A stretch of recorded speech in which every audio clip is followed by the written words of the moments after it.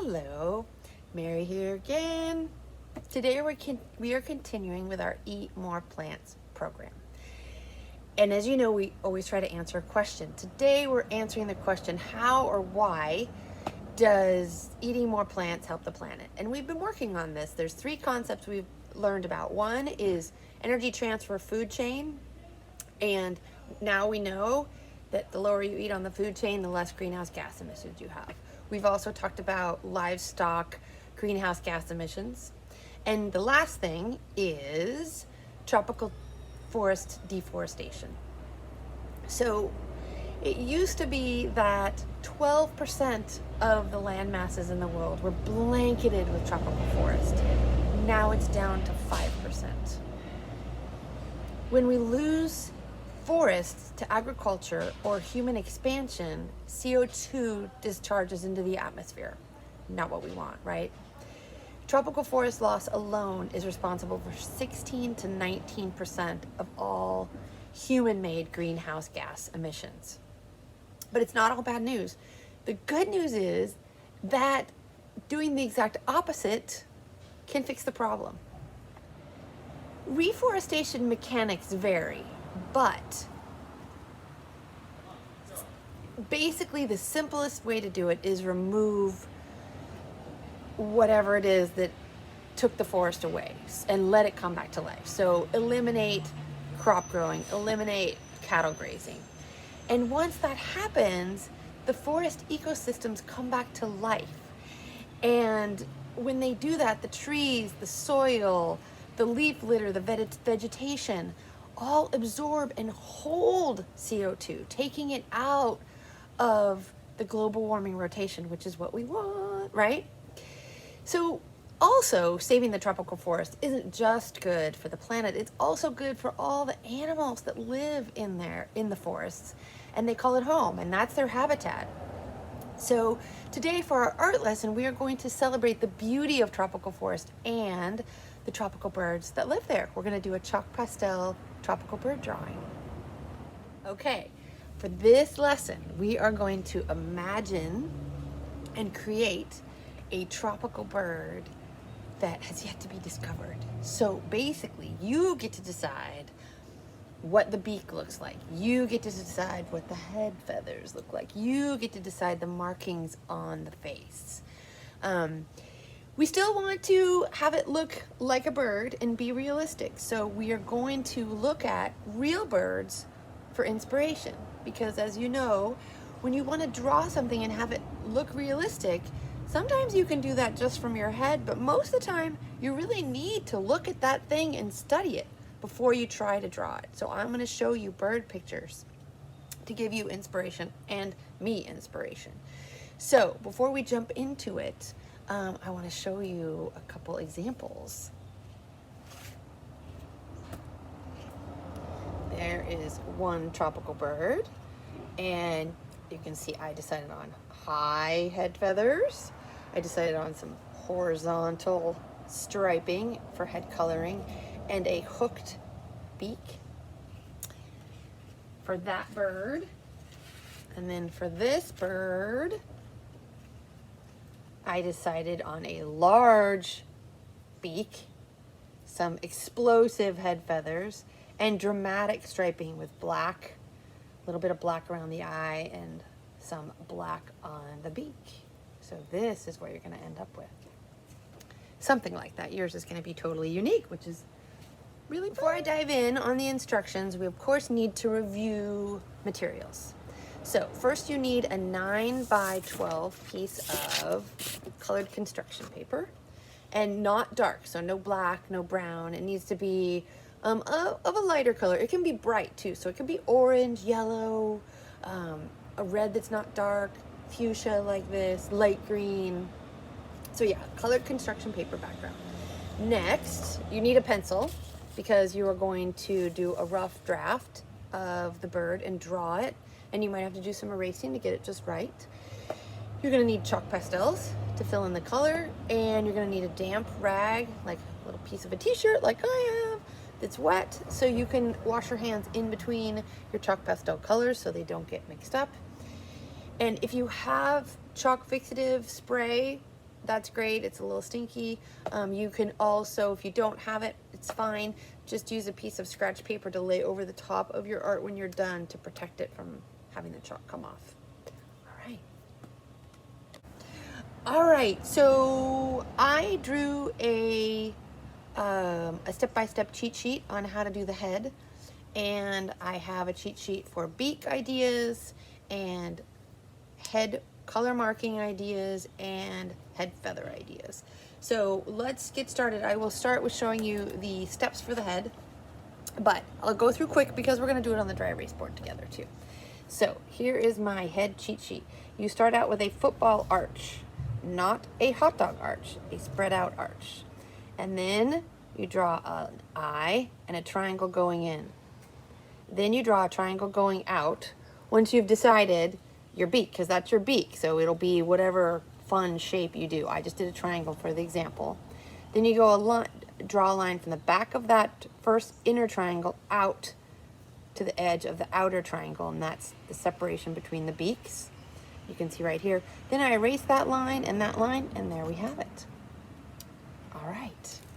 So let's get the dry erase board and start doing it together.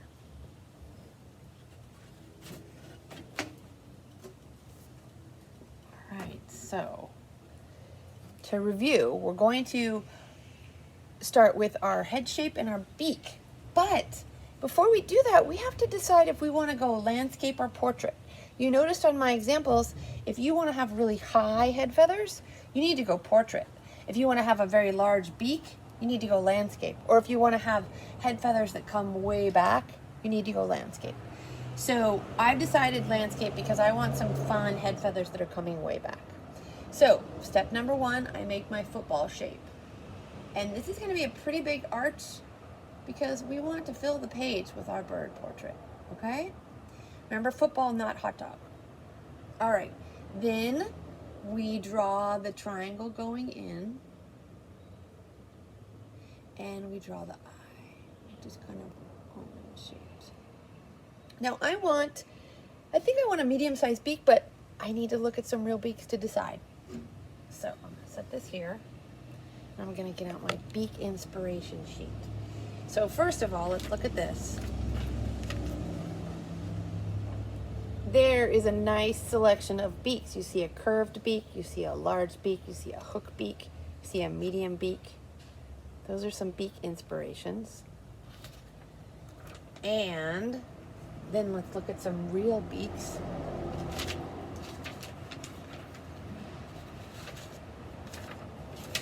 Here we go. These are real tropical birds. You can see I bought a tropical bird deck of cards, or bird deck of cards, and I pulled out the most interesting beaks. You can see that one's really pointy and long, kind of hooked, very large. I think I'm gonna go for kind of a medium beak like that for my bird. All right, so I'm gonna put that away, come back up here, and draw my medium beak. So actually this went like this, an example. So my medium beak's gonna come out like that. And then remember, you draw a line from the inside point on the inside triangle out, and then you erase those two lines. And there I have my head and my beak. All right, so next I need to think about making the rest of his head. So just take this arch and just kind of curve it down. And then go from the top of the beak and curve it in a little bit and down. So there's my bird. And I curved this a little too much. Not happy with how that looked. So I'm just gonna have it go more like that. There we go. Okay, so now I need to think about my color blocking. So you saw, I give you my examples, I did my color blocking ideas on my beak examples. So you can see how I have stripes on that beak. I have some horizontal loops, ovals here. I have a circle around the eye. I have another circle around the eye. Stripes coming away, big patterns coming away from the eye there. So many different things you can do. now I have a card sheet with some fabulous head colorings. So let's take a look at what we have here. And you can see we've got some stripes on the beak. This guy's got yellow around, silver, yellow, some black. Lots of different cool markings, spots on this guy's lower body. Lots of markings around the eyes. I think I'm feeling inspired about that. So, come back to our example. And I am going to do like a raccoon stripe over the eyes. This guy's gonna have a raccoon stripe that goes like that. And then I'm gonna do kind of a flamey patterning that comes out like that. All right. So those are all the things. Oh, you know what? I think I want to put some stripes on his beak too.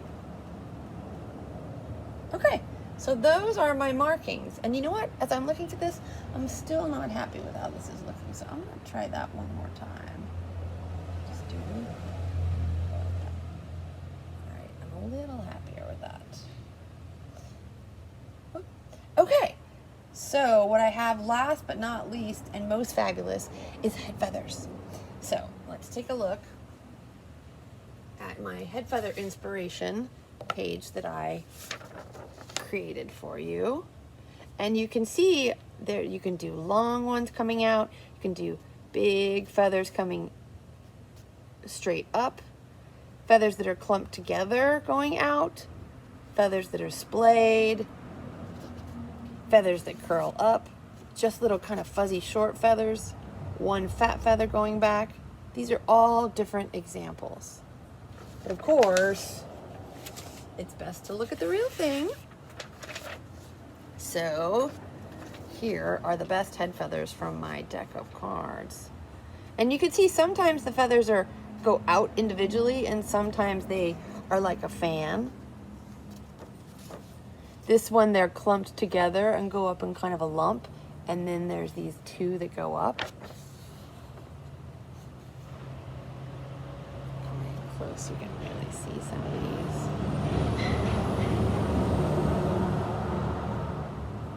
And then for even more inspiration, from a magazine, I saw some really cool head feathers. And I love this one and this one. And there's some cool coloring too. So these are actually photographs, not illustrations, which sometimes it's good to look at both illustrations and photographs for inspiration. So back to our dry erase board and my big feathers. Now I was really inspired by those pictures, so I'm gonna have 3 feathers coming from the top of his head. Go out like that. 1, 2, 3. And actually, I want them to come. You can see how sometimes that's what I'm having you do in pencil. You gotta erase. There we go.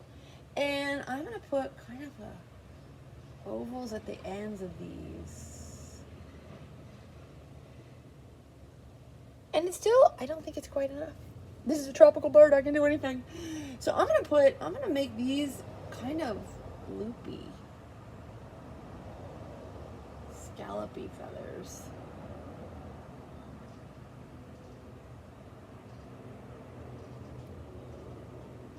And there I have my tropical bird, or the outline of my tropical bird.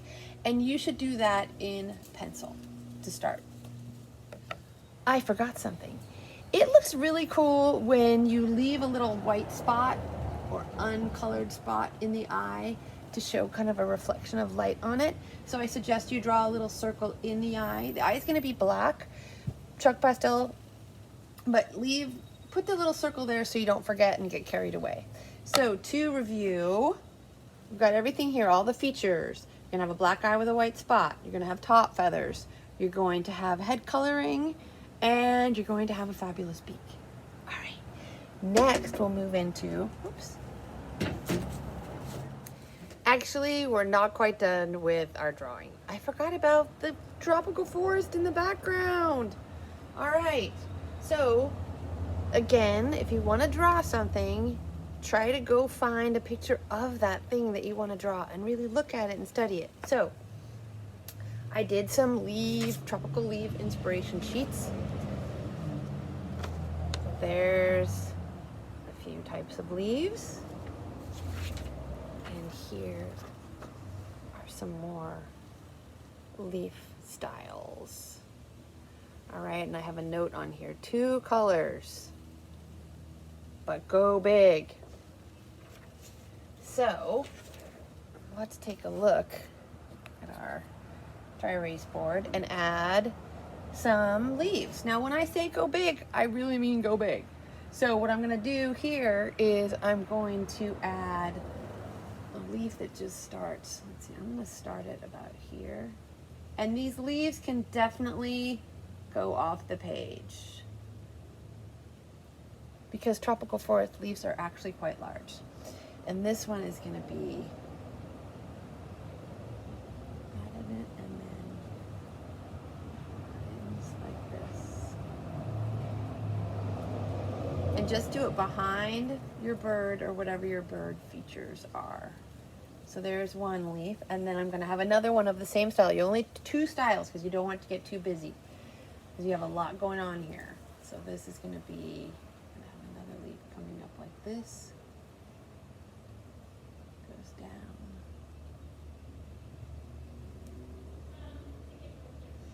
And there's my center line. Got a little crooked there.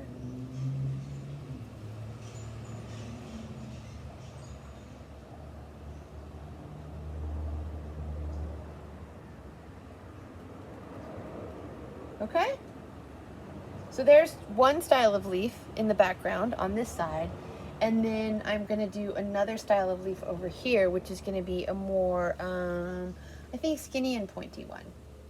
So I'm gonna have it come more like this.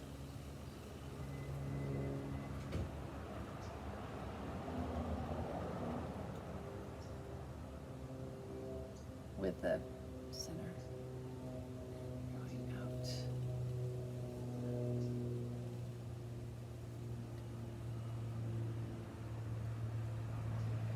And let's see, maybe one more. And these are on the smaller side. Okay, so there I've got some tropical forest starting to happen in the background. Right now we're to my favorite part, which is color. I love color. All right, so for chalk pastels, before you dive in, we need to talk about some techniques. All right, the first thing you need to think about is using your lightest color first and then darkest color last. Because the darker, as you know, if you've worked with chalk pastels, your fingers get dirty and you start smudging the paper with all different colors. And you want to keep your paper clean. So, for example, on this one, I did the white first. I did the lighter colors like the yellow here, and then I did the red. And you can see I put some orange spots on his head right there and orange on the red beak. But the thing I did very last was the black because it can really smudge.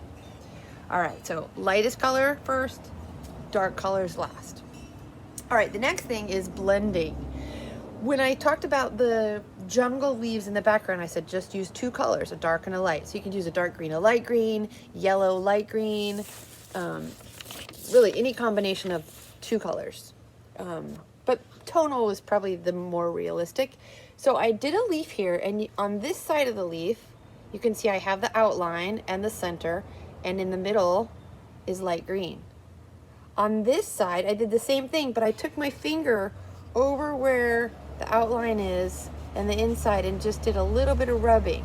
And that blending makes it look a little more realistic.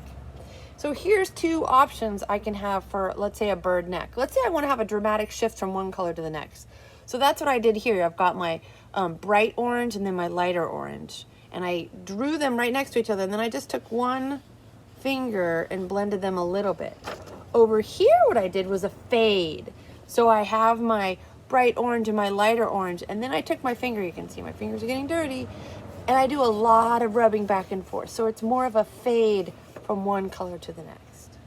So the next trick is on the beak and in between the head feathers, where you want to see, where you want to show, indicate a space, leave no color. So if you just go ahead and fill it all in, you won't see that the beak comes apart and has a space. So leave a little bit of space with no color. And in between the head feathers, see here, I've left a little bit of space so you see individual feathers. Now, if you forget, or chalk pastels are fat and they're difficult to control, you can use a pencil eraser that's pointy, and you can just erase that little section of color so you have the background color, so you can see the difference between each individual beak part or each individual feather. And I'll show you an example of that on one of these guys, this guy. You can see here, I used orange and yellow and I blended them, but I also left an empty space in between. So visually your eye understands that those are individual feathers. Okay? All right, those are all my tips for colors. And of course, when you're filling in, no scribbling. I don't want to see, when you're filling in a color, really do a good job. Make it solid. Fill it in completely so the color is intense and beautiful. Like, see, here's a fade. I go from this light, this purple to the blue. It's pretty thorough coverage. Last but not least, you might want to name your new species of bird. So I named mine. I'm going to tell you some real names for inspiration, and then I'll tell you what I came up with. Some names that are real tropical birds. There's a black sicklebill. There's a magnificent riflebird. There's Wilson's bird of paradise. There's a splendid Astrophia. So those are a few names. You can name whatever you want. So I named this one the orange-crested Simon bird, after Simon, my son. And I named this one Fire Fanhead for obvious reasons. So have some fun with the names, have some fun with the bird features, and have some fun with color. Great, have a good time.